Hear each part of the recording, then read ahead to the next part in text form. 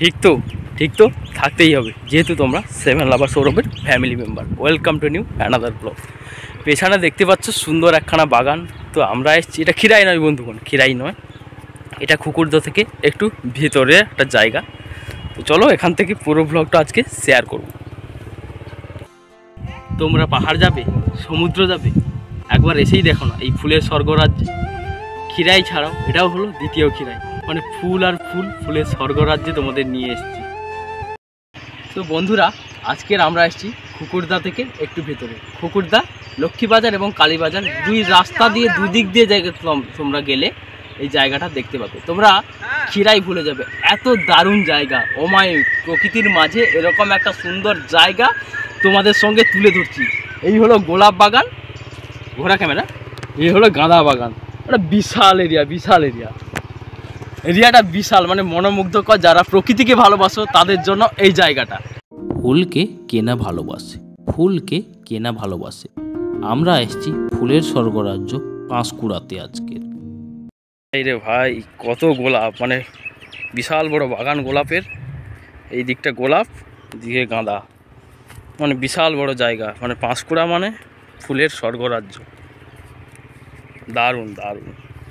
তোমরা ঘাটাল রোড ধরে খুকুরদহ আসবে। খুকুরদহ থেকে লক্ষ্মীবাজার বা কালীবাজার থেকে এই রোড থেকে বা এ সাইডের রোড থেকে দুপাশে যেদিকেই দেখবে এরকম সারি সারি ফুলের বাগান। এই হলো নদী। নদী অবশ্য জল নেই, পুরো মজে গেছে ঘাসে এবং মাটিতে মজে গেছে। সুন্দর এক বাগান, মানে দারুণ। যারা প্রকৃতিকে ভালোবাসো তাদের জন্য ওয়েলকাম। জায়গায় যারা আসতে চাইছো, তো তার জন্য আমরা একটা বাগানে ঢুকেছি। তো বাগানে দাদা আছে সামনে। দাদা, এই জায়গায় যারা আসবে, তো খিরাইয়ের পরে জায়গায় তো ভালো ফুল চাষ হয়, তো তারা কিভাবে আসবে? এই জায়গাটা লোকেশন কি আছে? এই জায়গাটা চক বোয়ালিয়া, তারাপীঠ, দ্বিতীয় তারাপীঠ হয়েছে। আচ্ছা, দ্বিতীয় তারাপীঠের একটু আগে হ্যাঁ, সিমেন্টের পুল পেরাবে। আচ্ছা, বলবে চক বোয়ালিয়া যাবে। আচ্ছা, বাস স্ট্যান্ড থেকে কিভাবে আসবে? Khukurdaha bus stand. Khukurdaha bus stand থেকে টোটো পাওয়া যায়? হ্যাঁ, টোটো পাওয়া যায়। টোটো বা তোমার টেকা চলছে। আচ্ছা আচ্ছা, এটা তোমাদের নিজস্বই বাগান? হ্যাঁ, এটা আমাদের নিজস্ব। আচ্ছা আচ্ছা, এই বাগান আছে, সে বাগান আছে। হ্যাঁ, এই দূরেও বাগান দেখা যাচ্ছে। পুরোটাই তোমাদের না? হ্যাঁ, ওই মিডিল একটা অন্য লোকের আছে, ওই সরুটা। আচ্ছা, তারপর একটা পুরোটা আমাদের। আচ্ছা আচ্ছা। দাম আছে, কেনার দাম আছে।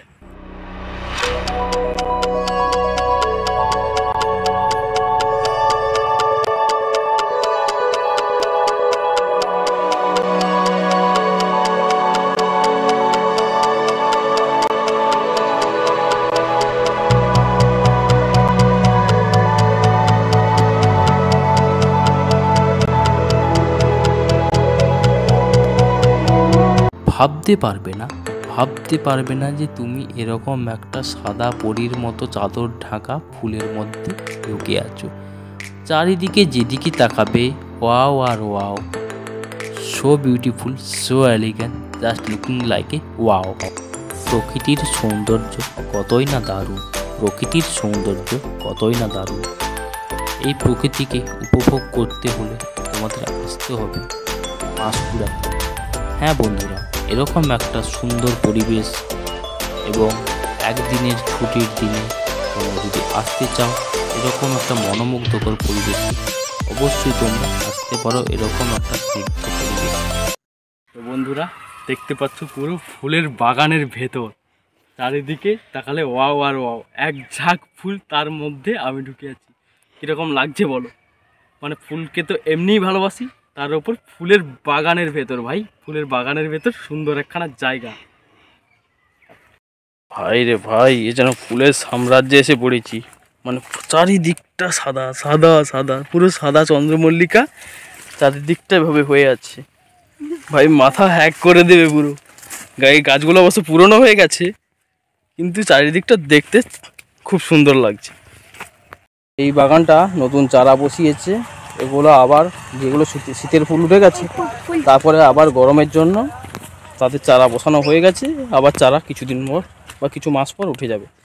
আবার এই সাইডটাতে ছোট ছোট দোপাটি চারা লাগিয়েছে। দোপাটি যেগুলো গাছ মরে গেছে, তো তারপর আবার দোপাটি চারা লাগিয়েছে। তারপর আবার একটা বাগানে এসেছি আমরা। এটা হলো দোপাটি বাগান। ভ্যারাইটিজ কালারের দোপাটি আছে এগুলোতে।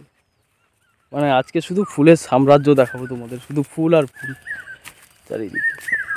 এই দোপাটি বাগানটায় ভ্যারাইটিস কালার আছে, লাল, বেগুনি, নীল থেকে সাদা, বিভিন্ন ভ্যারাইটিস কালার তোমাদের দেখতে হবে।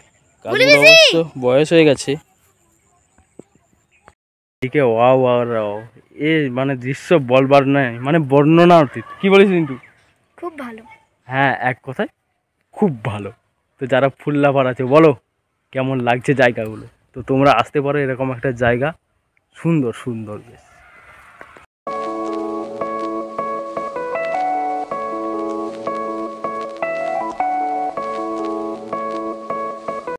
প্রায় আর ফুলের বাগান নিয়ে ভিডিও করবো না তা কখনো হতে পারে। তো ছোট্ট রিন্টু আমাকে সাইকেলে করে ঘোরাচ্ছে চারিদিকটা, ওদের বাড়ির চারপাশটা ঘোরাচ্ছে, কোথায় কি বাগান আছে না আছে।